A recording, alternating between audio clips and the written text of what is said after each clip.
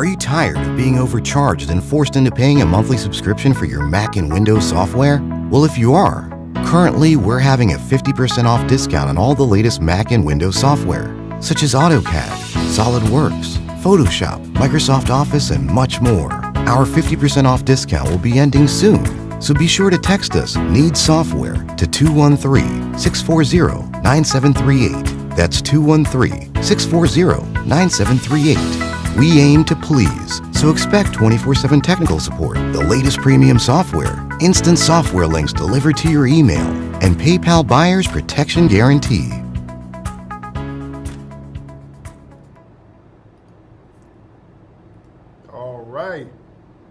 All right, I'm back and I'm here and I am live. Glad to have everybody tuning in. Let me throw all this stuff on my social media real quick and then we're gonna be ready to go. Let me let everybody pile on in the room. Let everybody pile on in the room while I'm doing this thing, getting all of my links together. Hold on, bear with me for 1 second. Glad to have everybody tuning in, by the way. Glad to have y'all here. Hope you guys had a very prosperous week. Where we at here? All right. Let me grab this link while everybody's piling on in the room. All right. Hold on 1 second. Let me do this.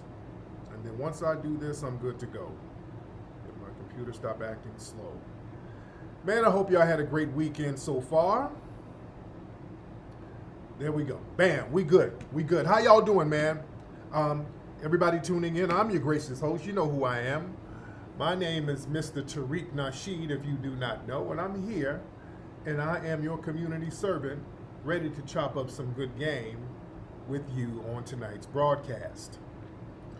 A lot of things we're going to touch on tonight. I'm going to first need everybody to hit that thumbs up button. I need you to hit that like button. And I need you to subscribe if you have not subscribed. Why is my wife calling me at 7 o'clock? My wife is calling me. You know I'm live at 7 o'clock, Lexi. This is my wife. That's her right here calling me. Oh, it's 7 o'clock. Okay. Knowing I'm live. Where are you, dear? Where are you? I'm at the mall shopping. And these boys acting crazy. Okay. All right. That's my wife and my kids at the mall. She's getting them school clothes. All right. They being bad. They're being bad. What are they doing? What is Mateo cutting up? They running around the store acting crazy like a play place. Hey, kid. Mateo? I know Mateo's the ringleader. You acting up over there?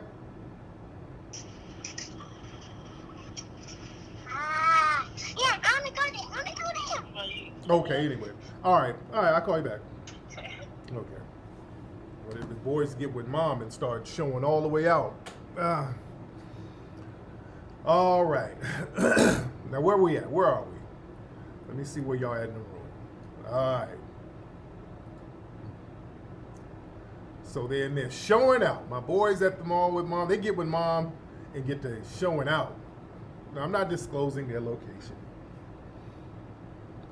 All right. All right. Everybody come on in the room. Get on it. We're on time today. We're on time today. We're on time today, ladies and gentlemen. We're on time. Ladies and gentlemen. We are here. We're on time. We're letting everybody pile on in the room. A lot of stuff we're going to hit on tonight. Somebody said, please keep the Tut language private. We're going to get on that in a minute. Okay, before we talk about the Tut language, because a lot of people don't know what we're talking about. We're going to explain that shortly. Okay? First of all, let me thank everybody who has contributed to the Hidden History Museum. Ladies and gentlemen, as you know, we have the crowdfunding campaign going on for the Hidden History Museum. We have 3 days left, ladies and gentlemen. We got 3 days left for the Hidden History Museum. on Indiegogo. It's counting down 3 days. Here's where we are. Let me refresh the page. Hold on. We're at $557,000 right now, ladies and gentlemen. 3 days to go. We got to get to 1 million. We got to get to 1 million, or let me show y'all. This is a fixed goal, meaning the campaign will only receive its funds if at least $1 million is raised by its deadline.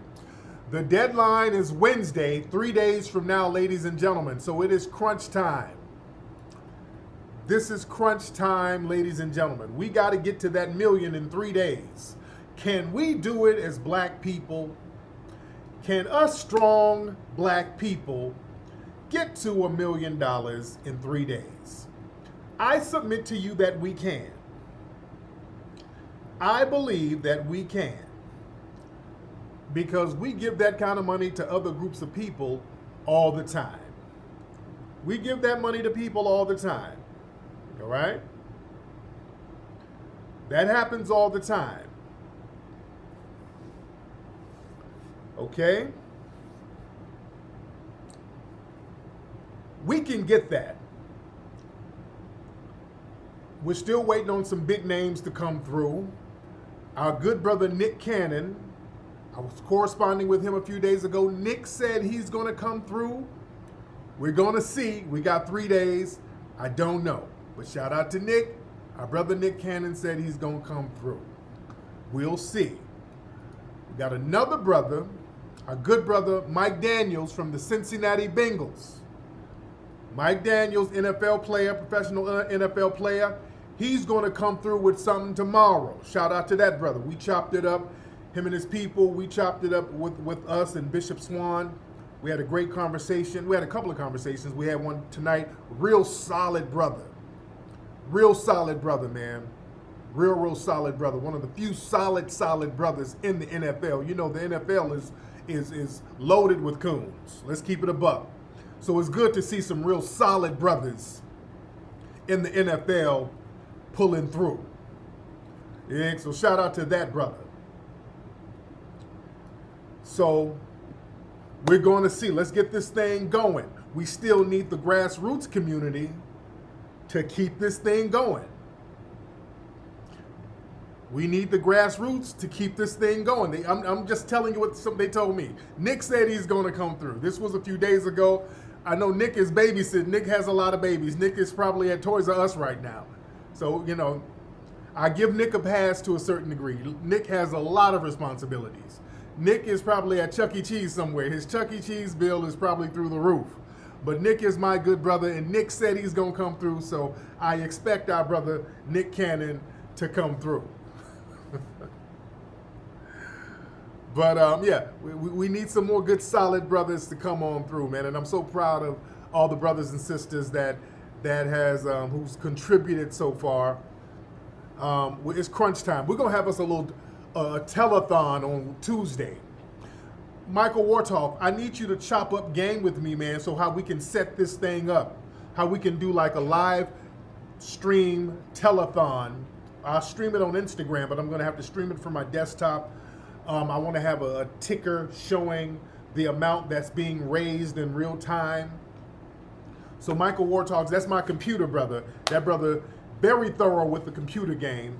Mike, I need you to holler at me. We need to chop it up tomorrow, Mike. So don't let me forget, Mike. Hit me up so we can chop it up tomorrow. Mike Warthog, he's one of the mods in here, by the way. Yeah? So... another thing, we gotta send a birthday shout out to our good brother Nipsey Hussle. This is Nipsey Hussle's birthday today. Shout out to our good brother. Rest in peace and rest in power to our good brother. Rest in power to him. Also, ladies and gentlemen, everybody come on in the room. We pile on in here. While you're coming in the room, hit the thumbs up button and also share the link, because I don't know if they have me on a shadow ban in here. So I need you to share the link, okay? Share this link on your social media, ladies and gentlemen. All right? But family, we got 3 days to get this money for this museum. Okay? 3 days. We can do this, ladies and gentlemen. Usually with these campaigns, you know, at the last minute, a lot of folks start coming through. So we need that right now. We need that right now, ladies and gentlemen. We need the family to come on through with this thing. Let's take this thing home. Look how far we've gotten with it. Let's not go this far for nothing. We're already way past the halfway mark. We're very good right now. Let's keep that momentum going. Let's get this done, family. Let's get it done. Let's get it knocked out. We got to send prayers to the people of Haiti. Okay? Want to give prayers to the brothers and sisters in Haiti. Haiti was hit by a 7.2 earthquake yesterday. Okay? I don't like to date the broadcast. I don't like to put a date on the broadcast, but it was August 14th yesterday. And I hate dating the broadcast, but I'm doing that for a reason. Yesterday was August 14th. Massive earthquake in Haiti.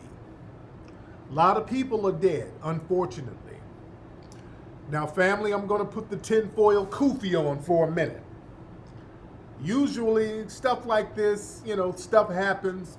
But family, I'm going to put the tinfoil kufi on this one.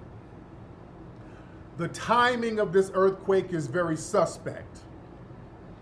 Family, we can talk about conspiracy theories and all this stuff, but some theories are very real. They have HARP machines. These people, these white supremacists have things where they can modify the weather. This is very real. I was in Dubai a few weeks ago, family. They have weather modification over there where they can make it rain. They can make artificial rain. Because it's so hot over there, they have to create an artificial storm.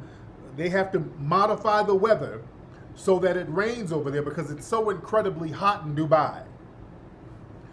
If anybody's been to Dubai, you know what I'm talking about. Dubai, it's very confusing because Dubai it's damn near unhospitable. It's inhospitable to go outside in Dubai. I could never live in Dubai. And I know, shout out to the black people who live there, but in Dubai, you literally have to be inside all the time during the summer. It is impossible to be outside. To people who are not used to it, because I did see some people in Dubai doing construction, and I'm like, how in the hell is this person doing construction? It's literally like being in an oven. You're in the middle of the desert. Even if you're in the water, nigga, you feel like you're in just a pot of stew. There's no breeze or nothing. It's like 112 degrees. It's literally like being in an oven. It's like a nuclear haze over the city of Dubai, or you don't see nobody walking around. It's like a nuclear aftermath, man. It's real weird. It's very real, but you have to be inside. That's why they make all these elaborate buildings so that people can stay their asses inside. That's why the mall is like 4 and 5 city blocks long, because you got to be inside in some air. And I'm thinking, man, if there's a power outage in Dubai, what the hell do people do? That's my thing. This air feels good, but what the hell happens if there's a power outage? You are done out here. Yeah, it's a real weird aura, man. It's like a nuclear explosion or some shit out there. It's incredibly uncomfortable. You know? But let's be real. These people know how to modify weather. They know how to modify weather. They know how to create earthquakes. Okay? The timing of the earthquake in Haiti is very interesting. I want y'all to understand. The white supremacists are very vengeful. They take revenge. The white supremacists, they'll take revenge for 200 years on your ass. And family, the fact that an earthquake happened on August 14th is very significant because August 14th, 1791 was the date that the Haitian rebels had a meeting at the Bois Cayman swamp in Haiti, and they set off the Haitian Revolution. The Haitian Revolution was technically set off August 14th. They got in that swamp, and you know I did the movie about 1804. I did a movie about this. The Haitian rebels got together, went in that swamp, conjured up the spirit of Ogun, and they got the power from the ancestors to defeat the mighty Western powers. This was one of the first times Western civilization took a damn L. Okay? The Haitian Revolution represented Western power, meaning white supremacist global power, taking a major L. And they have never forgotten that. Okay? This is why they've been doing stuff to punish Haiti ever since. Shout out to our sister, New Page. She's speaking in the Tut language. Shout out to that sister. Let me see what she's saying. Good luck with the museum. Shout out to you. I can read what you're saying. See, I can read. She said, good luck with the museum. Shout out to New Page. We're going to talk about the Tut language in a minute. I can read it pretty good. Shout out to that sister. We're going to talk about the Tut language in a minute. Shout out to that sister. Shout out to New Page. We're going to get on that in a minute.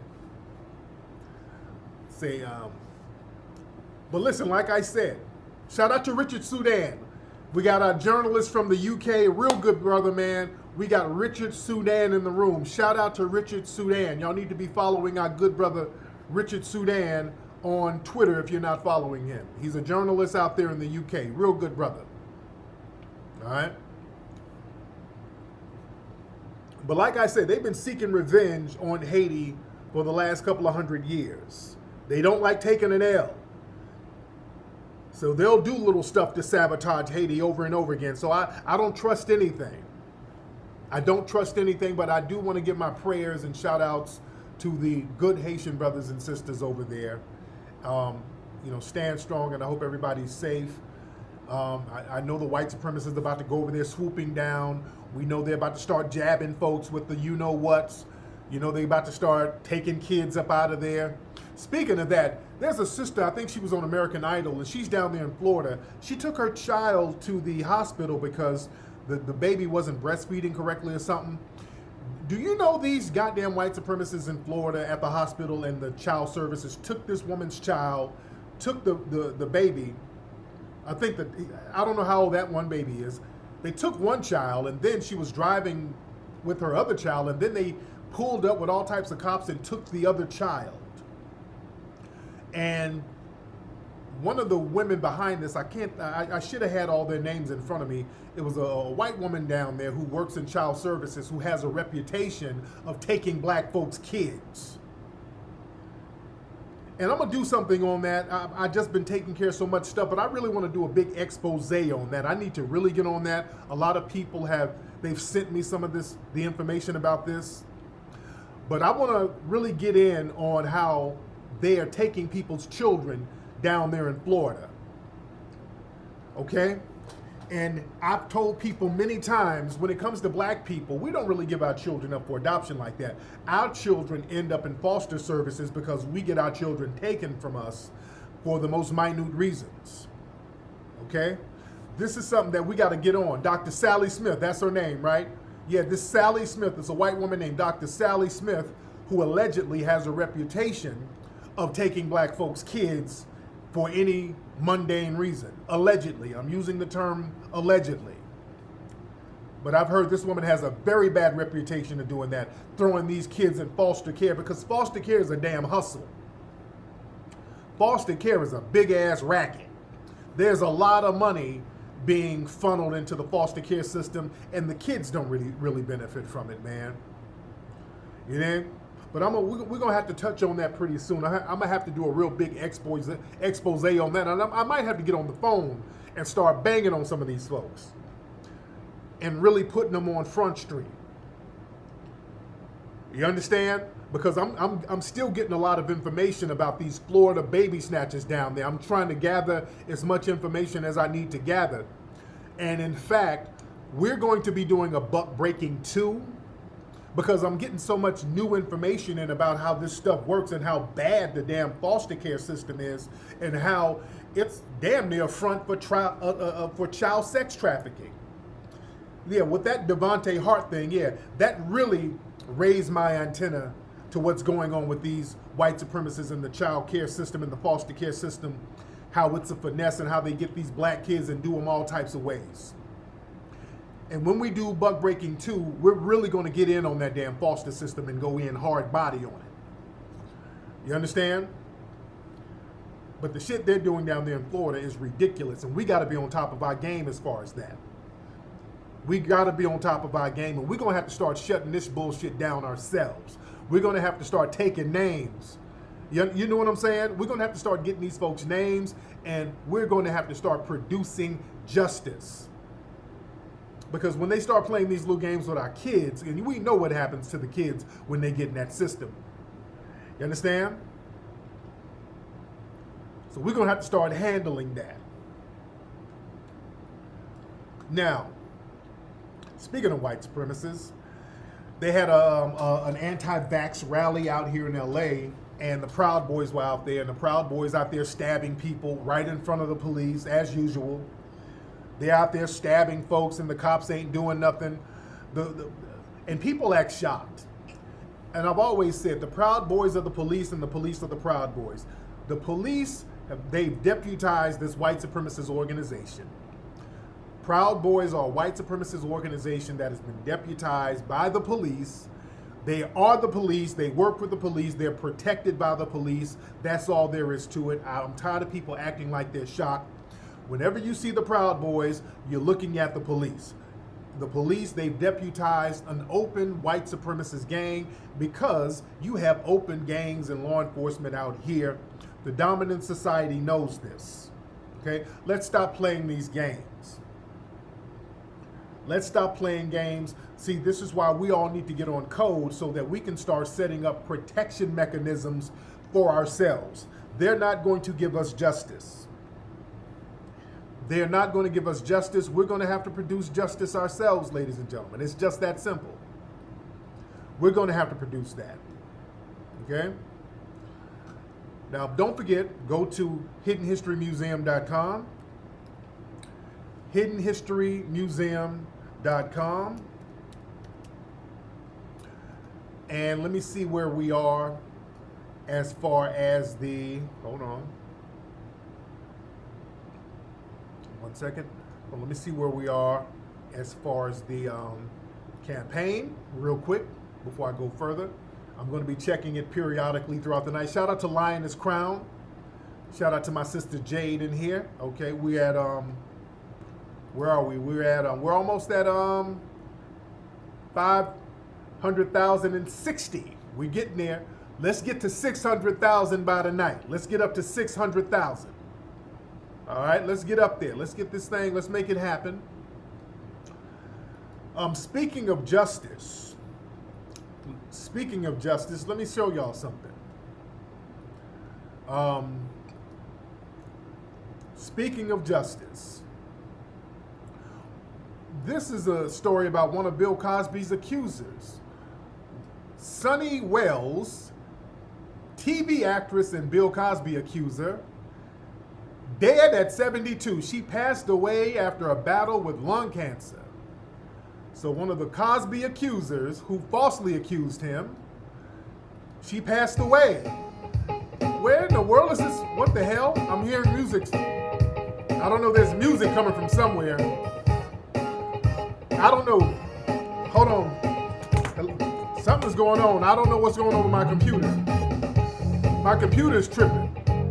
But yeah, she died after falsely accusing Bill Cosby, who has been exonerated, who's a free, innocent man right now, because Bill Cosby was not convicted of raping anybody, so he's innocent of rape. So that woman has died. I don't know where this music is coming from. Hello? Hello? Best Buy? I was in good trouble. I don't know what's going on. My computers just be tripping. My computer be tripping sometimes. I don't know what's happening here. It just has a mind of its own. I don't know. It's the government. Ooh, Lord. But I don't know. It has a mind of its own right now. So anyway, let's get to what we're talking about on today's show. Family, we're talking about today's topic, ladies and gentlemen. We're talking about, hold on, let me grab another link for something I want to show you. Hold on 1 second.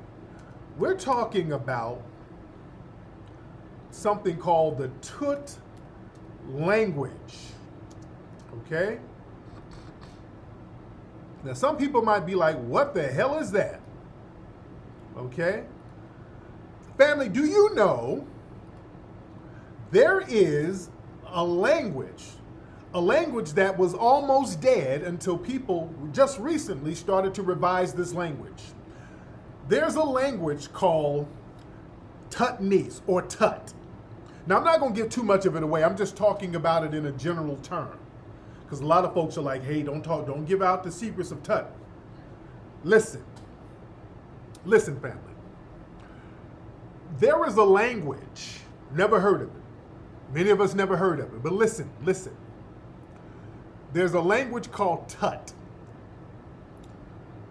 also referred to as King Tut, also referred to as Tutnese. This was a language that was created by foundational Black American slaves in the South. This was a language that was created exclusively on the plantations. Okay? This language was created because you know our ancestors, it was illegal for them to be able to read or to be literate. So they devised this system so that they can communicate with each other and teach each other how to read and spell. They created their own language called Tut or Tutnese. Okay? I'm on code with it. This was a secret language.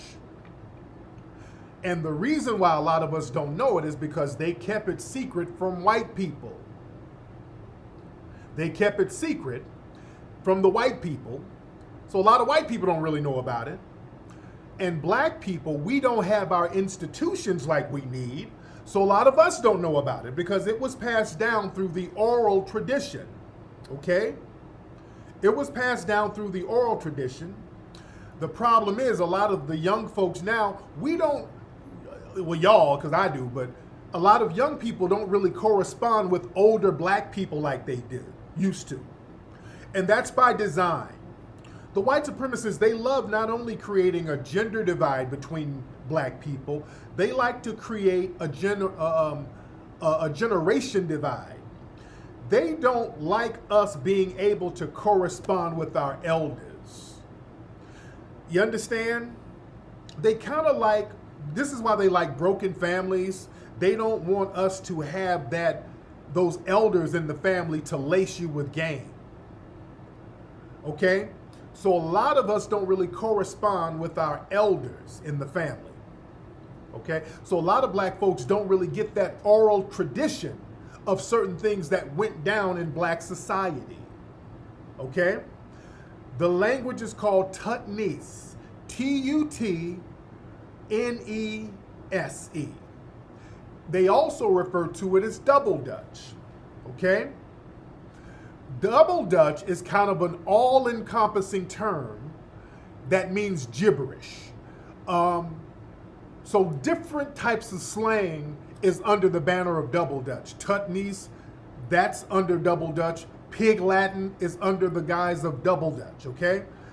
How many of you guys remember, some of the guys over 40, the brothers and sisters over 40, y'all remember back in the 80s, we had a song we used to rock to, Double Dutch Bus, by a brother out of Philadelphia named Frankie Smith. He did a song called Double Dutch Bus, and it was about girls jumping rope, but it was also about the language of Double Dutch, where you would speak Pig Latin and Tutnese. And when girls would do Double Dutch back in the day, a lot of times they would speak with the gibberish. They would talk in Tutnese or they would talk in Pig Latin, okay? Pig Latin was really for the children to play little they would do childhood games with the Pig Latin. But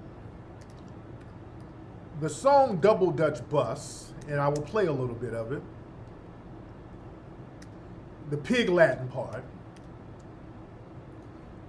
okay, because he's speaking gibberish, but he's actually saying something. Hold on. For those who have not heard the song before, hold on. Let me play a part of the song. Hope I don't get a copyright strike. Hold on, wait. Okay, here's the Pig Latin. All right, that's Pig Latin. Okay, that's kind of Pig Latin Tutnese. Is a kill there. Okay, I'm just giving you an example. So that's Pig Latin, under the guise of Double Dutch. That's why y'all hear Snoop use a lot of that. Izzo, fizzle, for shizzle, my nizzle. You dig? So you see a lot of black folks, we still use a lot of that type of slang in how we talk today. I'm giving you the origin of it. Okay? We still use a lot of that Pig Latin slang. A lot of that is still in the dialect. But Tutnese was way more complicated than Pig Latin, okay? Our good sister, our queen mother, our late queen mother, Maya Angelou, she spoke Tutnese. In fact, in one of her books, I Know Why the Caged Bird Sings, let me show you an excerpt of her book. We're studying here. Let's chop it up. This is an excerpt of our sister Maya Angelou's book, I Know Why the Caged Bird Sing. This book was written in 1969. In the book, she talks about the Tut language, as you see. She says, in a daring challenge unknown to me and my best friend, we spent tedious hours teaching ourselves the Tut language.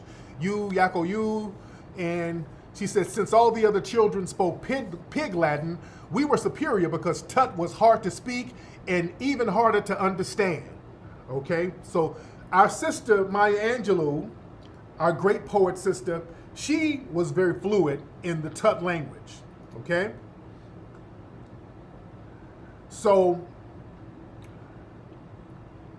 once you learn how to speak the Tut language or just get the basics of it, it's pretty easy, especially if you are a foundational Black American, because you're tapping back into your ancestral memories. You understand? But Tutnese, this language, is a very interesting language, and it shows how concise our ancestors were on the plantations, learning this language. And the reason why we know this language, because it was basically a dying language, because we just stopped using it. There was one sister who wrote a book about it, Sister Gloria. She died. She passed on. There's only one book about it. I have a copy of the book. Well, I have the PDF copy. The book is extremely rare to find. You can't find the book anywhere. The sister who wrote the book died. You can't really find the book anywhere now. And there's a few of us who have a PDF copy of the book. We actually have a PDF copy. Some young TikTokers, they've kind of discovered the language. So now there's a movement, or the movement is being created to spread the language, but to also kind of gatekeep it so that the language doesn't get bastardized. But there's a lot of us who are speaking to each other in the language, and we're corresponding and we understand each other. You understand?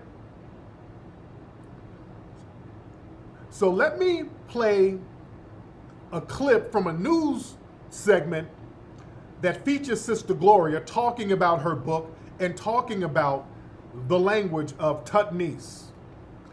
This is from 1998. This is a news story. And this is why I'm just always so proud of our foundational Black American ancestors, because they were so resilient. For them to just come up with a very complex speaking system while enslaved, this shows you that our people just weren't running around scratching their head, oh Lord, I's gonna get in trouble. No, they were resilient people, man. We really got to put respect on our ancestors. But watch this news segment that talks about the Tutnese language, the foundational Black American Tutnese language. Listen. Hold on, where we at? A San Francisco woman has published the first book on what she says is a little-known language developed during slavery.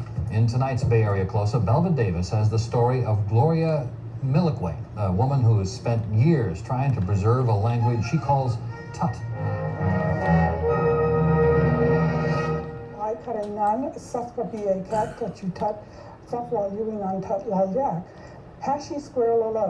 As foreign as the language Gloria McIlway is speaking may sound, it's native to this country. Tut is a language that was created here in America by American slaves. It's a system of reading that was secretly devised at a time when slaves weren't allowed to learn to read. And if they were caught, the punishments were terrible. In spite of the risk, mothers taught their children, and the language was handed down from generation to generation. That's how it was in Gloria's family. I learned to speak Tut language when I was very young. I heard my mother and her sister speaking it when my aunt would come to visit. She sounded the consonants and spoke the vowels, which is how you do in Tut. Because when you're speaking Tut, you're spelling the exact English word. You're simply spelling it by using its actual phonetic sound. So Tut became a way for slaves who could read to read aloud to those who could not. But more importantly, it became a way for slaves to speak to each other secretly. 30 years ago, the former office administrator started to research and study Tut seriously, and eventually opened an office in her home. The result is the first book ever written in Tut.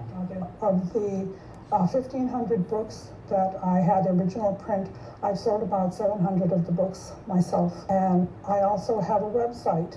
If you click on the little picture of the word H-E-L-L-O, you'll hear Cashie's hello. That's hello in Tut. Since her retirement, Gloria McIlwain devotes all of her time to spreading the word about Tut.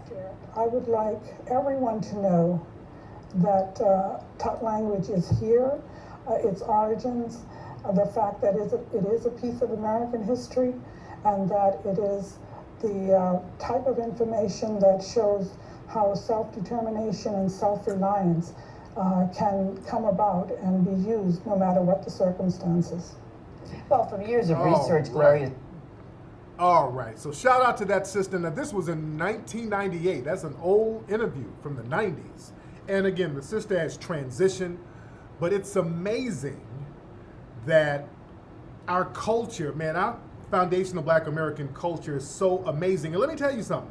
The language, if you are a foundational Black American, it's complex, but the language is easy to pick up if you are a foundational Black American. It's easy to pick the language up. Somebody in the room, they were, why is she divulging the information to the enemy? It's not really about that, dude. I mean, thankfully, if it weren't for this sister, we could have completely lost the language, dude. We have to start documenting stuff. We have to start documenting stuff. We really have to start, we don't document nothing. So thank goodness this sister said something, because if we're going to keep something secret, because this is the thing, niggas want to keep secrets, but you have to have an institution to hold your goddamn secrets, nigga. Let's keep it a buck. This is why we're trying to do a damn museum. Listen, family, do you know over in the Vatican, it's a tourist attraction,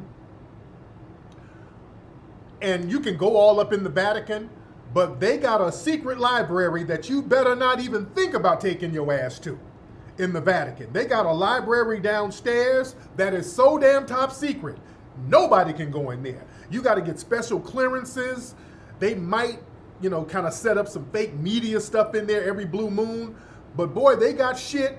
at the Vatican that's so damn top secret, nigga. They keep all their secrets up at the Vatican Museum and Library, dude. Man, they got stuff in there. Man, we've heard about stuff in that damn library for years. Stuff about the Catholic Church's connection to the Nazis. Man, they got all types of stuff in there that they keep secret. They got institutions for their secrets, dude. You go to the Louvre Museum up in France, which is where I've been there. They got little secret rooms in the Louvre Museum that you ain't supposed to go up in. They got the stuff for the tourists, but they got a whole different section that you ain't really supposed to go to. In fact, the image, they got a Mona Lisa picture out there that's not even the real one. They got the real one in the basement somewhere. You understand? So these folks got institutions for their secrets. The Smithsonian, there's a lot of secrets in the damn Smithsonian out there in Washington, D.C. They don't put everything out there in the forefront. They got a whole bunch of stuff that they keep locked down, a lot of their information that they keep hidden and locked down, some of that real shit. You understand? That they keep locked down. Especially a lot of shit about us. Man, the Vatican got all types of black artifacts. You go to the Louvre, man, the farther down you go, you start seeing all the black stuff, all the African stuff in there. The British Museum, man, they got all the black stuff in there. You understand? They keep their secrets and they got them in institutions to keep their secrets. We can't sit up here talking about let's not tell nobody, let's just hush our mouth now. But you're not preserving the secrets for the next generation. You understand? We're not preserving the secrets. We have to have institutions. That's what museums are for. Hello, hello. That's what museums are for. Where you can house precious information that's pertinent to the community. So that people in the know can come and learn, and then they can spread the word to those in the know. Yeah? But it's a good thing that this sister told the basics. Now, she didn't tell, she just told about the existence of the language. Now, it's okay to talk about the existence of the language. The reason why our ancestors had to keep the existence of the language secret, because they would have been killed for showing that they were literate. So when they would talk like that around white people, they thought, okay, those are just niggas spewing gibberish. Oh, these are just niggas babbling. Oh, let them go, let them babble. We ain't tripping on them. But little did they know they were speaking a very elaborate language. See, they make it seem like black people were just sending messages to each other through songs, through gospel songs. Oh, Lord, eyes tied. Oh, the no stars up there, Lord. No, we sat here, our family, man, where they were sitting here creating complex speaking systems in order to communicate with each other. This is how exceptional our people were. And this is why we have to honor our ancestors. And let me tell you something. Because I can pretty much read, if like the sister earlier typed something and I can read it very easily. Once you get the hang of it, because I tap into those ancestral memories, and a lot of folks, a lot of foundational black Americans, we pick it up very quickly. If you go to my Twitter, hold on. Let me show my Twitter page, because there's a few people who are typing, and we've been typing to each other all day, as a matter of fact. Hold on, let me go to some of my tweets, because we've been corresponding with each other. Hold on, where we at? Where we at? Because I've been communicating all day, and hold on. Where is this thing? Where is it? Where is it? Okay, yeah, we've been communicating. Here it is right here. We've been communicating with each other. As you see, I've been chopping it up. Shout out to Sister Nikki. So we're having whole conversations with each other, speaking the language, and we're understanding each other. So there's a few people who already know it. It's pretty easy to pick up, especially if you know how to tap into those ancestral memories. You understand? But it's a wonderful thing to uncover a part of our culture that we can revise. Now, one basic term, hashielelo, no, hashi squelelo. Hashi squelelo means hello. All right? Hashi squelelo means hello. All right? And I'm going to be using a lot of these terms. Now, again, you're going to have to, we got little private groups going on where people are picking up the language and teaching it to each other privately, which is good. People are teaching it to each other privately. Now, you will hear me say certain words like pupiakute. Pupiakute, that means peace. All right? So you might hear me say little words like that. Pupiakute. So little words like that. I don't want to give too much of it up, because this is something that we should study among ourselves. And I had a very interesting exchange earlier. Hold on, I'm going to show this. Because we were talking in the language, and there was some damn Karen popped into the goddamn conversation. Hold on. Let me find that. Hold on. Because we were chopping it up, and here comes a damn Karen. Where is this? Oh, here it is right here. So we're chopping it up, and we're talking in the language. All right, now, we're chopping it up, and here comes a white woman. Hold on. You see, I'm having conversations with our brothers and sisters, and some white woman, Annie Capone, and I said, hey, can some of you translate what I just said here? Talking to my foundational Black American brothers and sisters. So she hops in, mayonnaise dripping, something, white people suck. Am I right? Family,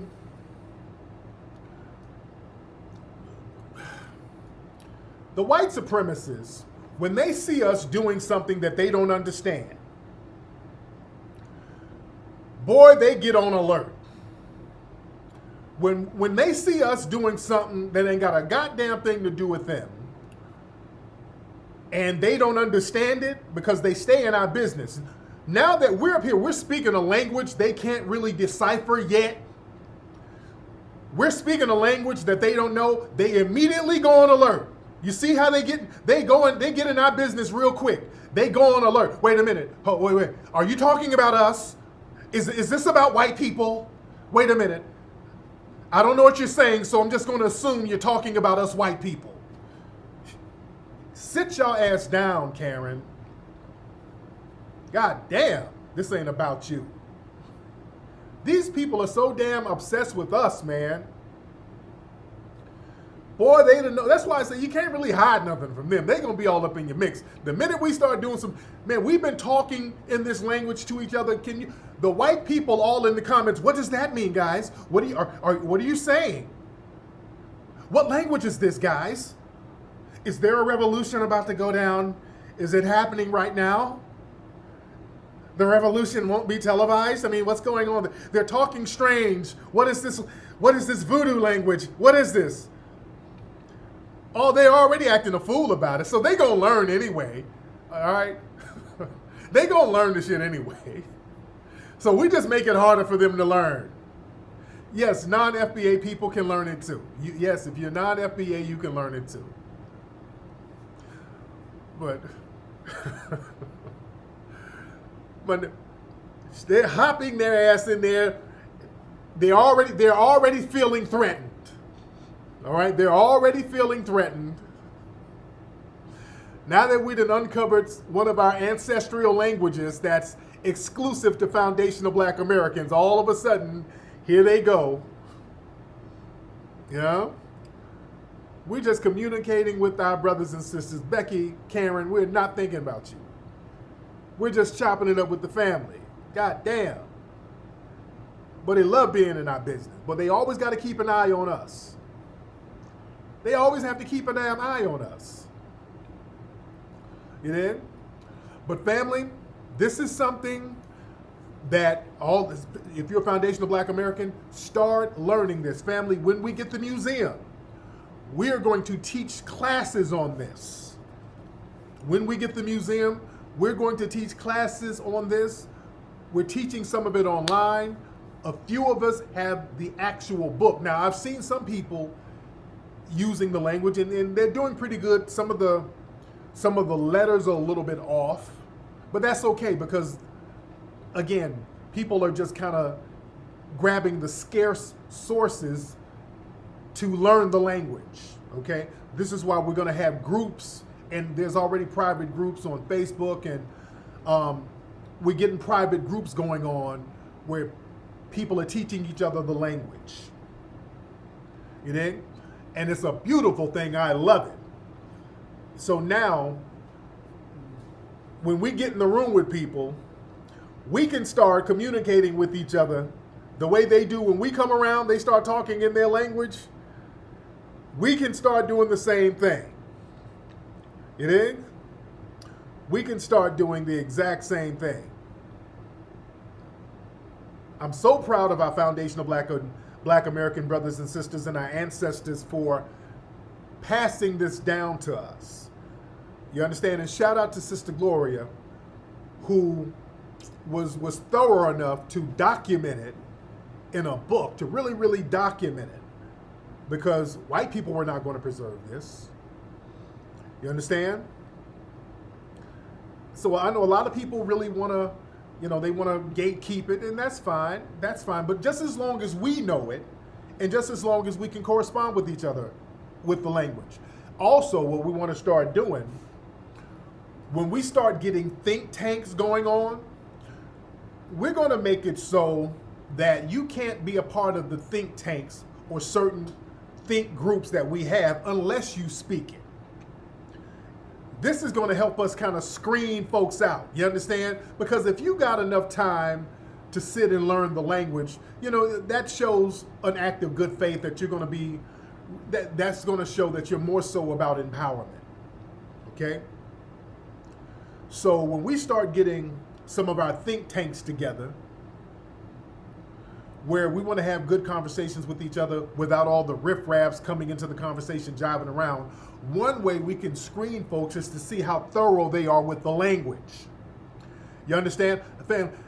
Somebody said Swahili. Swahili was given to the African people by the Arabs. Let's be clear. Swahili was given by the Arabs.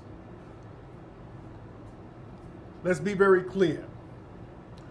This was a language that was exclusively created by the Foundation of Black Americans. Not only was it not given to them, they hid it from everybody. You understand? They hid it from people. So every Foundation of Black American needs to learn the Tutnese language so that we can communicate with each other, and also so that we can pay honor to our ancestors. It's very important to honor our ancestors.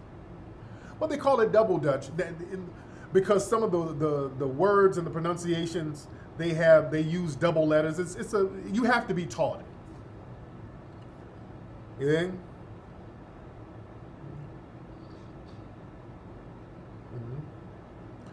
Yes, I like the Black American flag too. The Black American flag that was created in the 1960s, and we use that and the Foundation of Black American flag interchangeably. You know? So you're gonna learn some curse words in it. You know? But yeah, the ancestors are speaking. The ancestors are speaking, yes indeed. It makes you a better speller. Yeah, the language really helps you step your reading game up. And again, you'll get the hang of the Tut language very quickly. You'll get the hang of it very quickly. Somebody says, shh, no more talking about the language. Okay, but look online for people who's talking about the language, and look for study groups on Facebook who's talking about the language, so that we can kind of teach it to each other in private. And again, that's really why I want to get the museum. That's another reason. There's so many reasons why. There's so many reasons why we want to get the museum, and that's one of them, so that we can teach things like this. You understand? But so much of our culture as foundational Black Americans, it's been hidden. So much of it has been hidden. I see I see some jealous tethers in here. I see some of y'all in here, some of the jealous tethers. I see y'all in here. I see some of y'all getting angry. Now, I've seen some of the tethers get a little upset about black folks discovering or rediscovering their foundational black American dialect, which is the Tutnese language. Okay? I've seen some tethers get upset. They're up here talking about, well, this is going to help create more of a diaspora war. All right, don't start that. Oh, we're not going to start that nonsense. All right, damn. Let's stop all that gaslighting. We're not going to play that game. All right? Yeah, Tut is not Geechee. No. Tut is completely different from the Geechee language. Tut is completely different from the Geechee language. But yeah, I have copies, I got copies of the book, and I've actually printed out the PDF.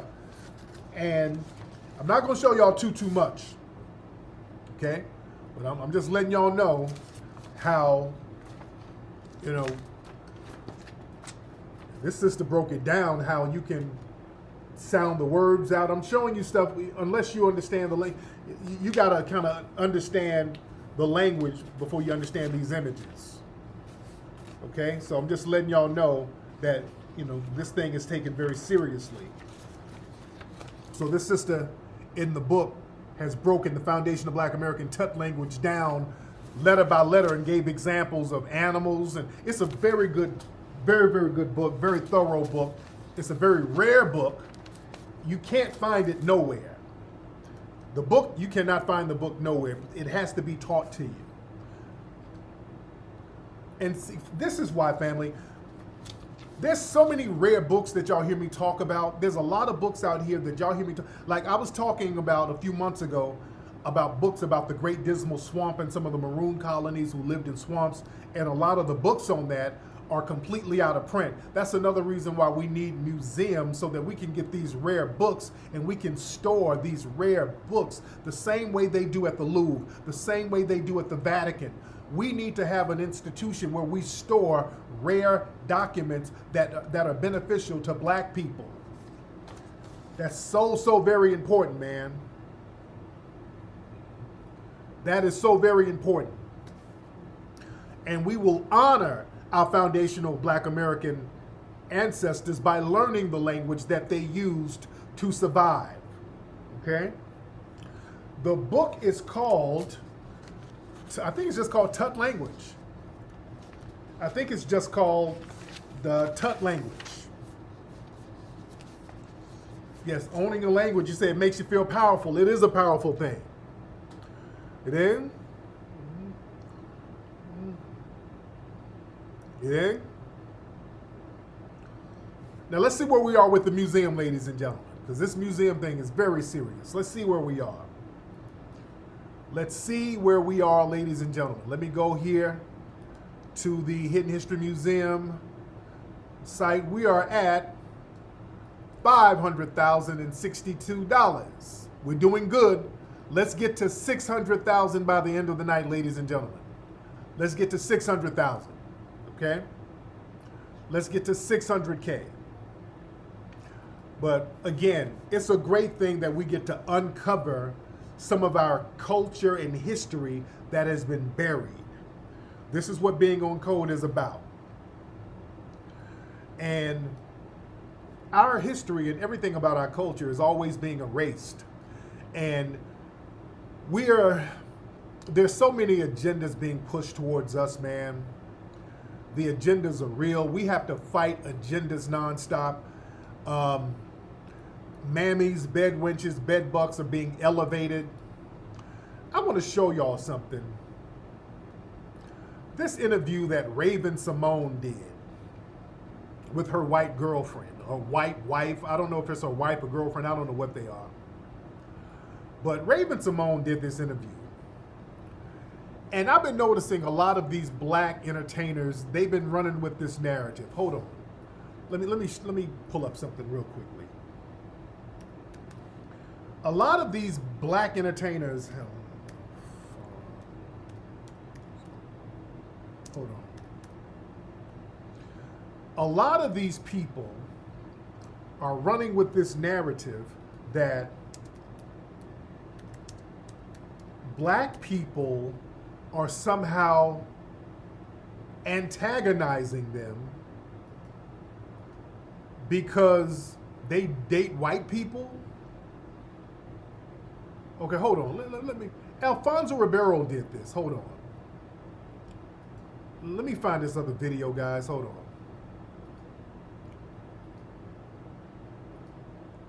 Backlash to a controversial video. Okay, let me find this video. Where's this video? Okay, here it is. Okay. Okay. Now, let me show y'all this. This is Alfonso Ribeiro. Hold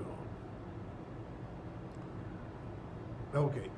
A few weeks ago, he was going around talking about black people don't support him because he got a white wife. He blamed, he's talking about he's not getting support from black people because he got a white wife. He said he wasn't accepted by the black community because he's married to a white woman. So this is them. You know what this is? These niggas do this. They get with these white folks, and this is them trying to protect white people by saying, oh, you white people, y'all ain't racist. It's the mean old black people. They're the real racists. It's the mean black people. They're the ones who the racists.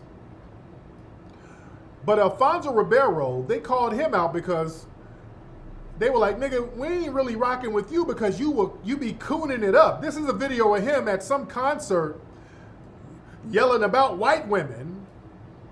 Hold on, listen to this. Hold on. Wait. Hold on.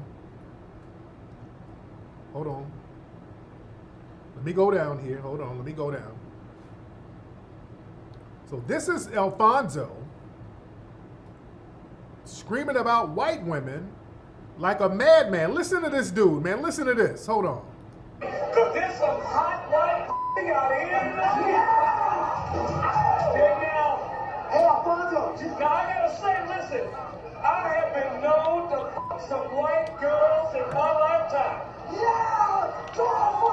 Okay, now I have spent my life on some TMZ, and every time you see me in a club, guess who I walk out with? Who? A lovely blonde white chick.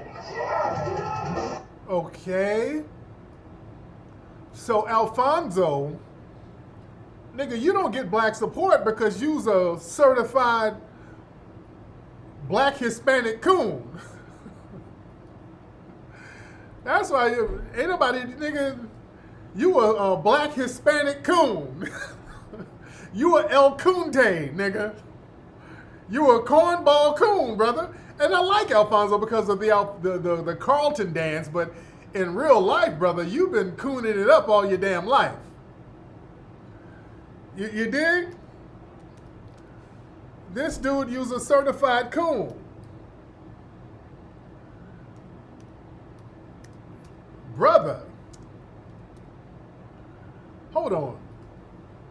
What is Alfonso? Where is he from? That name Roberto, what is he? Hold on. It's Trinidadian. Okay. So yeah, this nigga is Trinidadian. So that Trinidadian coonin comes out, brother. That's why. Ain't nobody really fucking with you because you's a certified El Cunto. You dig? That's why. Or you a cut square or noon. Cut square or noon. That's coon in Tut language. All right? You a cut square or noon. That means coon. You a cut square or noon. Cut square or noon means coon in Tut language. Cut square or noon. So I'm speaking my ancestral language, nigga. Brother, you've been a coon all your life, brother. Yeah, you running around talking about all this white pussy you getting. Yeah, that's something in your culture. We don't relate to that, nigga. That's that Trinidadian cooning coming out, Alfonso. So that's why, brother. Yeah, so don't sit here talking about you don't get no black support and you cooning it up, talking about all the white pussy you get and how you come out the club with white women. All right, brother. All right. But don't talk about how you don't get black support because you came up off foundational black Americans. Let's keep it a buck. I remember Alfonso when he was a child doing the Michael Jackson. He was doing a Michael Jackson impersonation and he got into that damn Pepsi commercial. That's how Alfonso got put on. All right? So he got it in off foundational black American culture. Don't talk about how you weren't accepted. We fucked with him as a kid because he was a kid. He could dance. He was doing what we was doing. All right? There's a lot of people in here in this room, by the way. The last name is Portuguese. I know that. You have different nationalities out there in Trinidad. You know, you got a lot of that Portuguese mix out there. By the way, it's almost 7,000 people in the room. Ladies and gentlemen, let me see something. Let's do some math. I think if everybody, let's say it's 7,000 people in here, it's almost 7,000. Let's do some real quick math. If everybody in here right now gave $100 right now, ladies and gentlemen, you know, in fact, shit. Yeah. Shit, damn it, if everybody gave, well, hell, $50. All the people here would be at 350,000. So we'll be damn near there. Listen, family, if everybody in here, it's almost 7,000 people, if you gave $100 or even $50, we would be damn near at the goal. If you gave 100, if everybody in here right now, right this minute, if everybody right this minute gave $100, we would hit the goal immediately. If you donate, if everybody here right now, $50, it's almost 7,000 people in here. If everybody donated $50 right now, you go to the Hidden History Museum, go to the Indiegogo page, and everybody put at least $50 right now, we would be right there at the goal. Right now, $50 right now, we would be right there at the goal, ladies. And I know we do have trolls in here. We probably got 1,000 trolls. So let's say 6,000 people. The other 1,000 are trolls. So let's say 6,000 people put 100. We got it. So your grandmother speaks Tut legacy. That's what's up. That's what's up. If everybody gave 100 right now, we would be right there at our goal, ladies and gentlemen. But let's go back to what I was saying. So now these niggas are going around here talking about, they're doing these interviews talking about how black folks are not accepting them or they're getting some kind of backlash for dating white people, which is bullshit. We just don't give a damn. So Raven Simone, she did an interview, and Raven was up here with her white girl, and Raven is up here talking about, hold on, where is it? Here's Raven talking about how the black community, she broke up with her white girlfriend temporarily because she thought the black community was going to be critical of her dating the white woman. But then I want y'all to catch what the white girl had to say. Now this is Raven Simone. Hold on. It was kind of a self-inflicted old way of thinking that the black community would be mad that I was dating a white person, and it was this residual thought process that really wasn't fact. And so I didn't know how to communicate that with her. That was one thing. Another thing, I had no idea that she was struggling with any of those feelings whatsoever. I had no clue. Like, I just thought staring at me all the time, and it felt weird, but then again, it wasn't really happening. I think I was just carrying burdens that happened in the 90s. I know by experience. Okay. Let me pause for a second. I don't know one black person on the planet Earth who gives a damn about who Raven Simone is dating. What is she talking about? Don't nobody give a damn about what. We're not sitting around talking about no damn who Raven Simone is dating. I usually don't like to speak for black people, but I'm going to speak for all black people. No black person gave a damn. No black person gives a damn about who Raven Simone is dating. Nobody. So this is them. They get with the white LGBT community and start getting these Negroes to throw dirt on us just out the blue, make up all of these false narratives about black people to kind of low-key shade us. We're not, nobody gives a damn about who Raven is dating. Now, I want you to catch what her white girl said. Now, I want you to listen to what the white girl said, her girlfriend. Now, catch this. A lot of folks didn't catch this part. Now, they're making it seem like the white community is all progressive and it's just the black people who are just so behind things and so bigoted. Hold on, listen to this. As a white female. So Right. I have never, and because of the way I was raised and my community, interracial relationships were never questioned. It was like, if you fall in love with an Asian person, a black person, an Indian person, you know, whoever, that's who you loved. And What? What? A lot of y'all didn't catch that. What? Yeah, in my white community, yeah, interracial dating, that was not a thing. I mean, you could date everybody. It's y'all niggers. It's Raven's community. It's you niggers. You're the real racists. Look at what they're really saying. Y'all better pick up on what these folks are saying. What the hell are you talking about? A lot of folks didn't pick up on what, woman, are you insane? Your community created miscegenation laws. Her community is, you live in the white supremacist community. The hell are you talking about? Oh yeah, my community, interracial dating, that's nothing. We don't really trip on it too much. You know, you can just date whoever. No, you can't. Her community created white supremacy. Hold on, let me play that again. A lot of folks didn't catch that. I'm like, what the hell did she say? Hold on. Carrying burdens that happened in I the 90s. know my experience as a white female.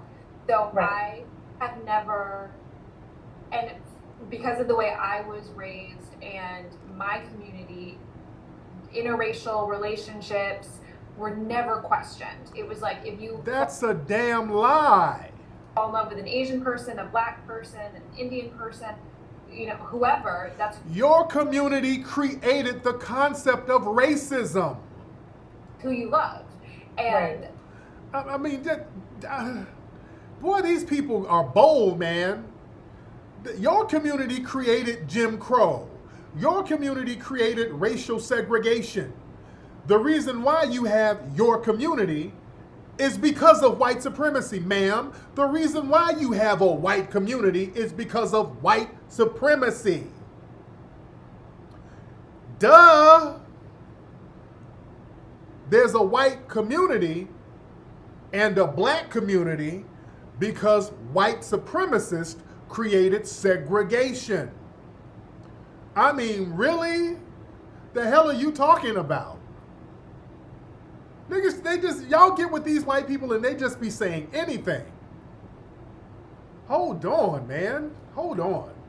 like, if you fall in love with an Asian person, a black person, an Indian person, you know, whoever, that's who you love. And I also just don't operate in that space. So to have to kind of like come over and then put myself in her shoes and think that she might feel, you know, resentment from her community. Put herself in her shoes. So listen to this. This is some reverse racism gibberish that they're trying to do. So yeah, in my community, there's no racism in my community, but I understand the racism from the Negroes that my husband Raven has to, I guess Raven is the husband, I don't know. But yeah, I have to put myself in her shoes and understand the racism from the black community. You see? I'm understanding to the racism of the black community to Raven. Get the hell out of here, man. Hold on. And think that she might feel, resentment from her community or from people or disappointment. I was just something that I felt compassion for, and then I wish that I had known as her partner, I could have maybe supported her or helped have a conversation. But it's been interesting because since getting married, I actually have experienced little bits of that. So I have seen other people express their feelings about me marrying a white person and judging or coining me as a Karen or this, that, and the other. But it's okay. Man, lady, if you don't get the hell out of here. So what they're trying to do, this whole narrative is her trying to act like black people are the real racists. So yeah, Raven deals with their black racism. Not my community is not racist, but those blackies, they call me Karen. Yeah, they called me Karen, which is so racist. That's like, I'm going through Jim Crow too because of the blacks. Stop it. Yeah, they call Karen, yeah, that's like reverse racism. And remember, Raven, she's been mammying it up too. Raven has been mammying it up. Talking about, I'm just an American. I'm not a black American, I'm not African, I'm just an American. I don't see race. And I stop. All those Disney niggas have been turned out. Those Disney niggas, they didn't turn them out. Big time. But yeah, these people, man, this is why, again, we have to take control of the narrative. We have to take control of the education.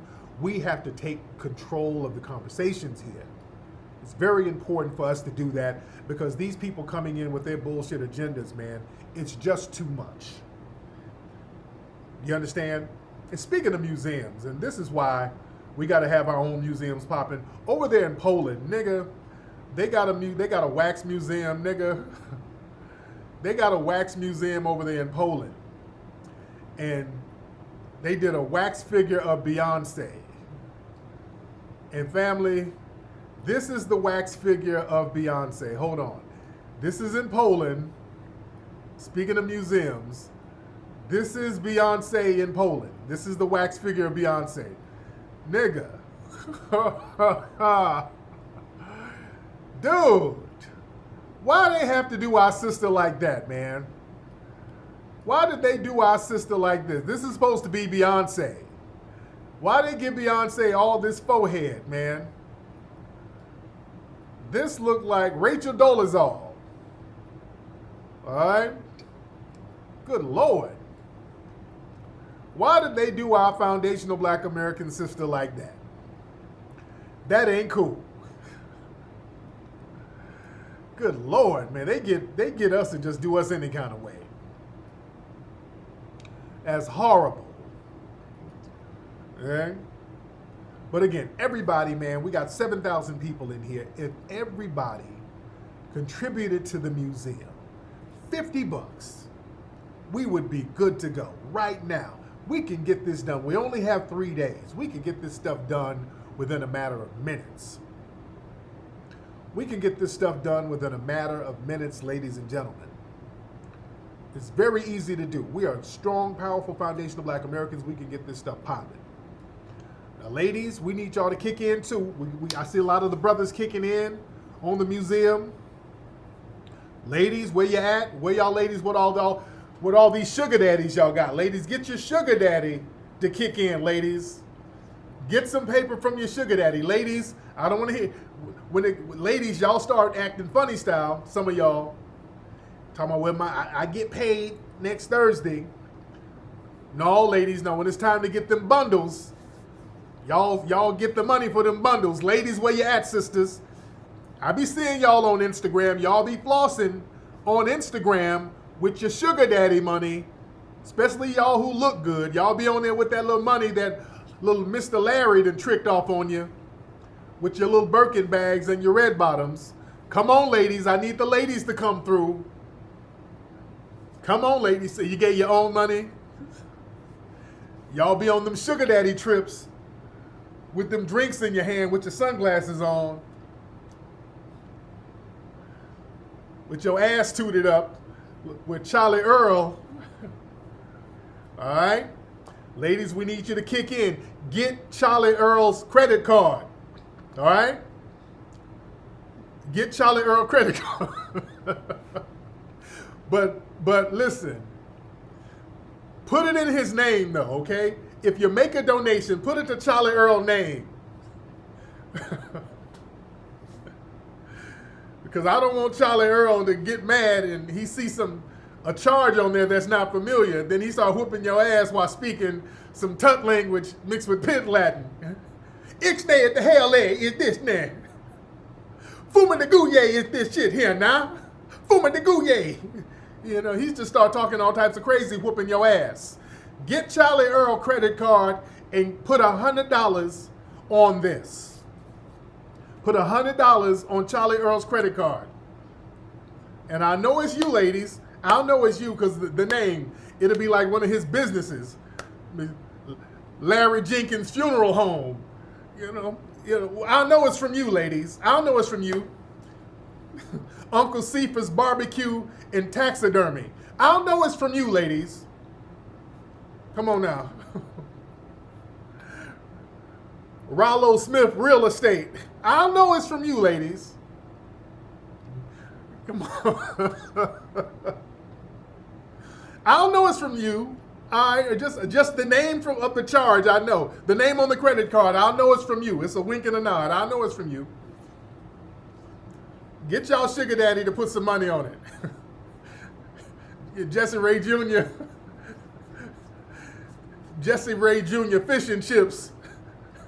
Yeah, I know it's from you. Come on with it.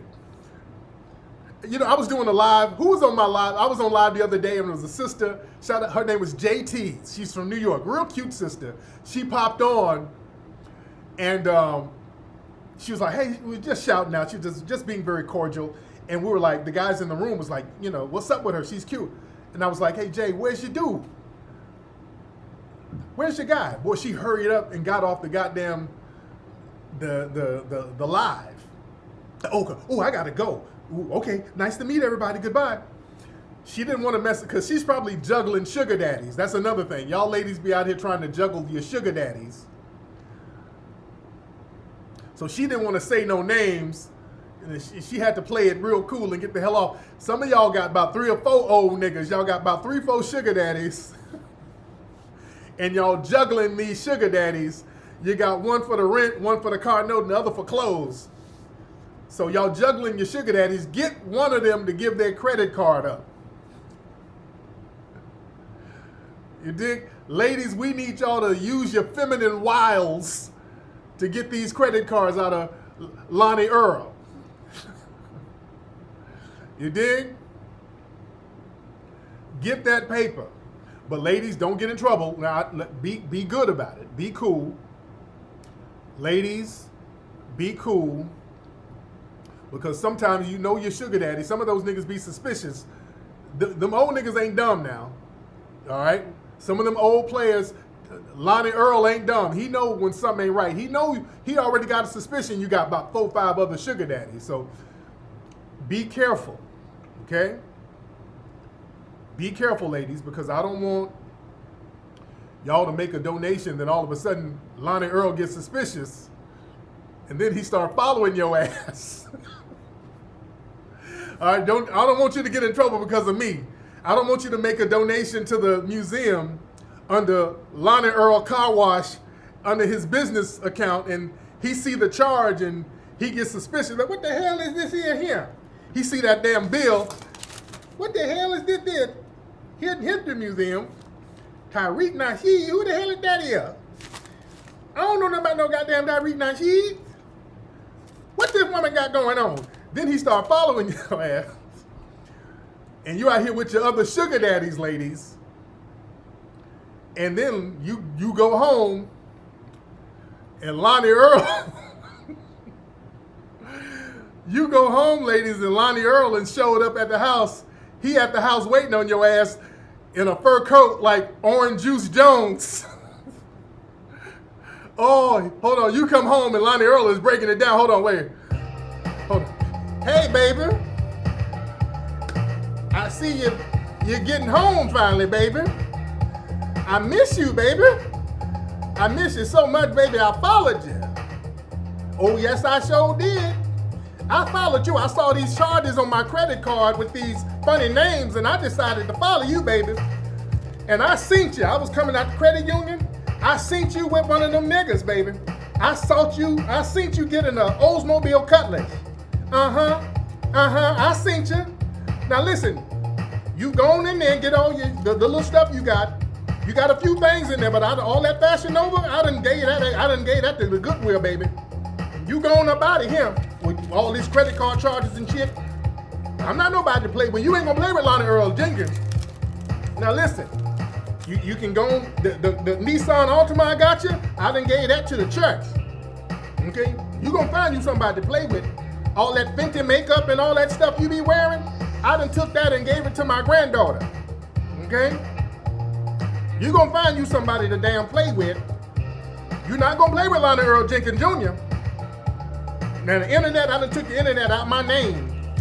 Cause you's not gonna be using all my credit cards on all that bullshit now. Now get on up out of here before I raise up on you now. I'm not trying to raise up on you now, girl. But you ain't gonna play me for nobody goddamn fool, yeah?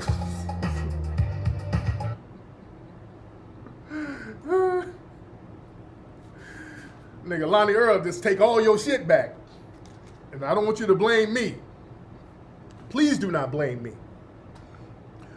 But listen. Yeah, your Nissan Altima is going back. So then you calling me, Tariq, can I get a refund? I'm going through a little something. I need a refund for that little museum. Well, is there a room at the museum that I could stay in? Because Lonnie Earl done kicked me out. So I got to let you sleep in the museum. So yeah, I'll let you be security at the museum. You be a little night watchman at the museum while you hide from Lonnie Earl. But anyway. But listen, like I said, man, look, let's look at where we are right now. Let's look at where we are right now with the museum, ladies and gentlemen. Let me look at where we are. We need to get to at least 600K tonight. Oh, we getting up there. Look at this, man. This is beautiful. Look at this. We at 572. We're almost at 600K. Let's keep it going, ladies and gentlemen. We got 3 days, guys. We only got 3 days left. Again, we're waiting on some of the big donors to come through. We're waiting on our brother Nick Cannon. My brother Nick Cannon said he was going to pull through. We're waiting on Nick to pull through. You dig? Our good brother Mike Daniels from the Cincinnati Bengals. I talked to him today. Brother Mike, he's going to chip in tomorrow. He's going to kick in a nice sizable contribution. Shout out. Y'all give a shout out to Mike Daniels, a real thorough on-code brother. So we're getting there, ladies and gentlemen. We're going to get there. We're going to get there, man. We got 3 days and we can do it. We are going to do this, ladies and gentlemen. All right, well, let me get up out of here. My children are going to school tomorrow. All of my kids are going to school. We're getting them ready for school. So let me go check on them and give them a pep talk. You understand? And get their minds right, you know.